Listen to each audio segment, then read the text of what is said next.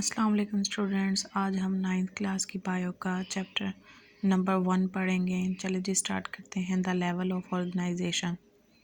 The levels of organisations in living world are based on chemical foundation. All the living organisms are made up of cells and the protoplasm of cells as well as physical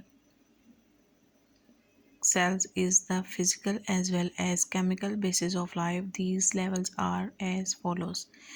जैसा कि level of organisation में बताया गया है कि हर जानदार जो है वो मुख्तलिफ मरहलों से गुज़रता है, जिसका पहला मरहला है atomic level of organisation. All the matter is made up of elements which is composed of atom are not form cut. Each atom is made up of subatomic particles. इधर बताया गया है कि जो एक एटम है वो मिलकर एलिमेंट्स बनाता है। हर जो एटम है वो सब एटॉमिक पार्टिकल से बनते हैं, सच एज जैसा कि electron, protons and neutrons. In nature there are more than 100 kinds of elements and among these 16 elements are called as bio elements. जैसा कि इधर बताया गया है कि नेचर में 100 से ज़ायद इकसाम के एलिमेंट्स मौजूद हैं, जिनमें से 16 एलिमेंट्स जो हैं वो बायो एलिमेंट्स कहलाते हैं, which are vital for life, जो कि लाइफ के लिए बहुत अहम है। Only 6 elements such as carbon, hydrogen, oxygen, nitrogen, sulphur and phosphorus are called basic elements of life. जैसा कि इधर बताया गया जो 6 एलिमेंट्स हैं वो हर जानदार की लाइफ की बुनियादी एलिमेंट्स हैं। Number 2, molecular level of organization. Molecules are formed by the binding of atom. जैसा कि इधर बताया गया है जो एटम्स हैं वो जब बाइंडिंग करते हैं तो मॉलिक्यूल्स बनाते हैं। These organic molecules of cells are called as biomolecules. यहाँ पे बताया गया है कि जो सेल्स जो मॉलिक्यूल्स बनाते हैं वो बायोमोलिक्यूल्स कहलाते हैं। These are constructed in great variety and complexity. They are classified as micromolecules and macro। जैसा कि इधर बताया गया है कि जो माइक्रोमोलिक्यूल्स और मैक्रोमोलिक्यूल्स हैं ये दो, इनमें जो क्लासिफाइड दर्जाबंदी की गई है, glucose, amino acids and fatty acids are macromolecules, whereas carbohydrates, protein and lipids are macromolecules. The unit of micromolecules combine together to form macromolecules. यहाँ पे बताया गया है जो माइक्रोमोलिक्यूल्स के यूनिट है जब मिलते हैं तो मैक्रोमोलिक्यूल्स बनाते हैं। चले जी आते हैं अगले चैप्टर पे। सेल पॉइंट 3 है cellular level of organization. The biomolecules when work together in the form of suspensions. यहाँ पे बताया गया है कि जो बायोमोलिक्यूल्स मिलकर जब काम करते हैं तो सस्पेंशंस बनाते हैं, like liquid types. It is called protoplasm, जो कि प्रोटोप्लाज्म कहलाता है। Protoplasm is the combination of organic and specific inorganic substances. यहाँ पे बताया गया है कि जो प्रोटोप्लाज्म है वो जब कम्बिनेशन आपस में मिलते हैं ऑर्गेनिक और मखसूस किस्म के इनऑर्गेनिक सब्सटेंसेस से। सब्सटेंसेस मीन्स मादा।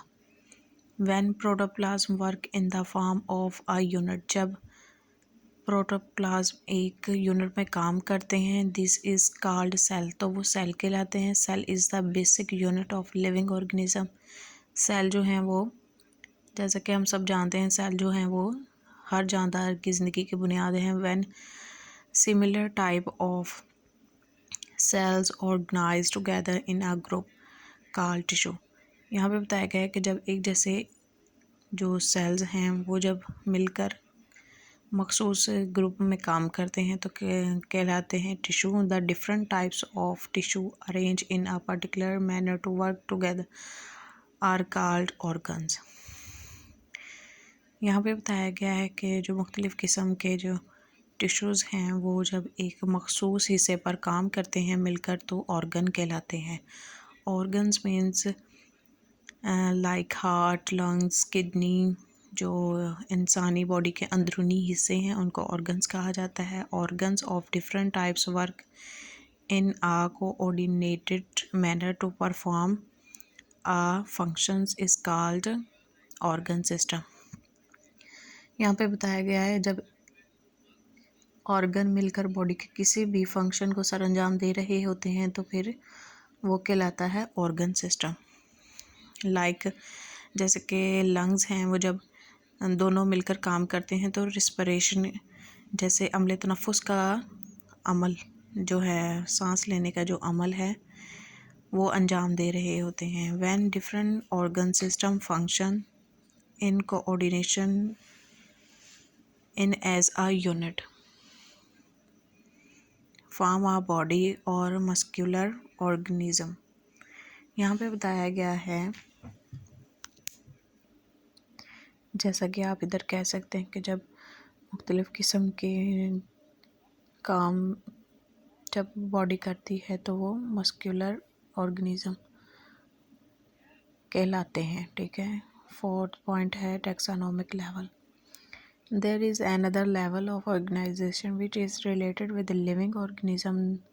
The species is the smallest unit of taxonomic level of organization which include morphologically similar living organisms which interbreed and produce fertile offspring। offspring कहते हैं नस्ल, औलाद को। ठीक है। अभी जो टैक्सोनॉमी में हम, ये भी बायो की एक ब्रांच है, इसमें हम पढ़ते हैं, इसमें हम टैक्सोनॉमी लेवल में हम पढ़ते हैं इसका जो सबसे स्मॉल यूनिट है वो कहलाता है स्पीशीज़। टैक्सोनॉमी में हम जानदारों की क्लासिफिकेशन करते हैं, लाइक उनके साइंसी नाम जो दर्जाबंदी की जाती है या साइंसी नाम रखे जाते हैं, लाइक फ्रूट्स, लाइक एनिमल्स। तो ये तमाम जो चीज़ें हैं वो टैक्सोनॉमी में पढ़ी जाती हैं। पॉइंट 5 है पॉपुलेशन लेवल।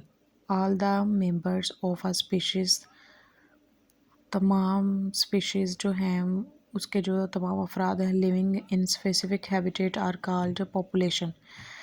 एक तरह के जो जानदार हैं वो एक मखसूस जगह पर रहते हैं तो उसे पॉपुलेशन कहा जाता है। अ group of parrots living on tree, जैसा कि इधर बताया गया है जैसा कि इधर बताया गया है कि जो पैरट्स हैं वो रहते हैं एक दरख्त पर, इस कॉल्ड पैरट पॉपुलेशन, तो वो पैरट पॉपुलेशन कहलाया जाएगा।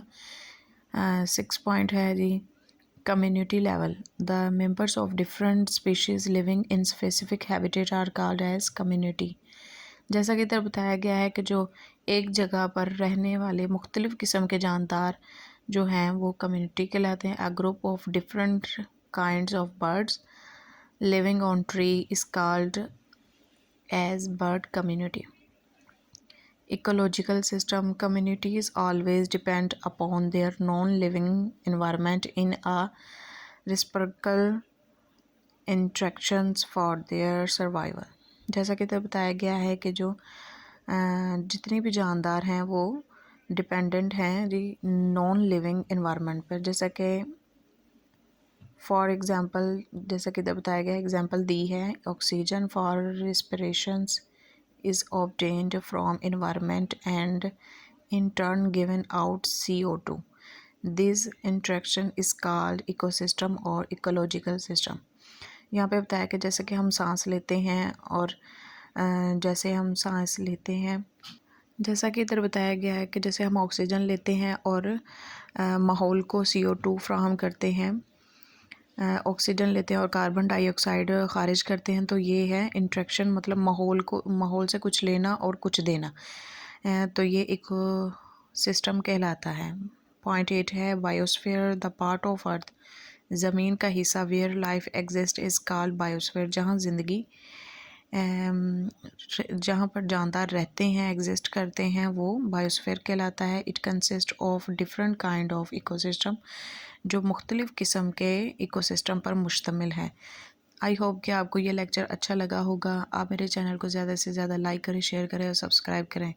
मिलते हैं अगले लेक्चर में। अल्लाह हाफिज़।